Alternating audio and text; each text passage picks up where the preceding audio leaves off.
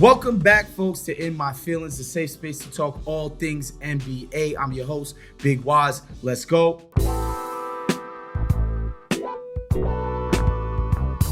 Factor of feelings, the OKC Thunder will make it to the NBA Finals. I gotta say that's feelings, folks. I realize they have the best, point differential in the NBA. I realize they just kicked the hell out of the Boston Celtics right after beating the hell out of Denver and splitting that little series. They've looked like the best team in the West all year. Talent-wise, I don't think you can make the case that anybody's on their level or that anybody is more talented than them in the Western Conference. I think for me, what it comes down to is an experience, and why that experience matters is specifically on offense. I just don't feel like they have the sort of fail-safes that the best teams do. Obviously, we know Shai Gilgeous-Alexander has been an MVP-level player. I think Jokic kind of edges him for the MVP, but if the voters vote for Shai, I think he's a very deserving guy. He's having one of the best seasons of the last 15 years, in my opinion.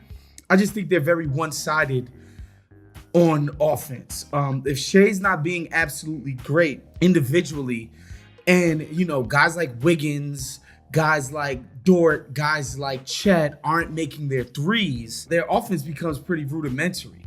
In the past, I think J-Dub has been relied upon to be this kind of secondary playmaker, ball handler kind of guy. But the truth of the matter is he's never really setting the table. He's usually operating off of SGA creating an advantage, forcing the defense to send help, and, the ball kind of rotating and whipping to other guys. And J-Dub being the best of those guys, sort of secondary attack kind of guys. He's just not an offensive hub. And as much as I love Chet, y'all know I've been a Chet fanatic since college, full court Fitz alum that he is. I just don't think he's at the point yet that you can safely rely upon him to generate offense and quality shots for OKC on a regular basis against the best teams in the league with time to prepare, best of 7 kind of series. Like a regular season one-off, it's a lot harder to prepare for these guys. They play their asses off. They execute like hell. They play for each other.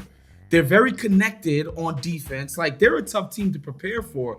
But I think when teams kind of pinpoint how and where they want to attack these guys on both ends, I think they will find it to be quite difficult. And again, Boston, who for my money is still the favorite to win the championship this year.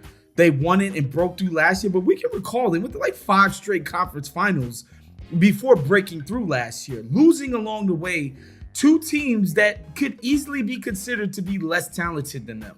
Golden State included in 22. The Heat, multiple times losing to the Heat, right? Or getting taken to the 7th game by the Heat. I think it took them a while to kind of perfect who they are, what their fail-safes are. All right, this Tatum thing doesn't work. All right, we got Brown executing. All right, Brown's going to be our driving kick guy. Tatum's it sometimes. Tatum rotates on bigs. Tatum does this. Like, they've perfected the roles of their personnel. I think OKC, it's not their fault. They went to the playoffs last year, got to the 2nd round, played a hard-fought series against the team in Dallas and Luka that eventually went to the finals. But I just think it's early. Shouts to my guy, Zach Harper. He pointed out the Warriors team of yesteryear who had, a tough playoff losses in 13, then tough playoff losses in 14, then even in 15 when they won. It got dicey against Memphis. They went down 2-1. It got dicey against Cleveland. They went down 2-1 in the finals against a hobbled-ass Cleveland team. God knows what would happen to those guys, talented as they were, revolutionary as they were, had Kyrie and Kevin Love actually played in those series, right? Obviously, I'm also reminded of the Boston example. I just think it takes teams a little while to break through. And I just don't know. Some people might be like, oh, who are you going to pick? I can see them getting picked off by Denver. I can see them getting picked off by the Lakers with the healthy LeBron. I can see Golden State picking them off.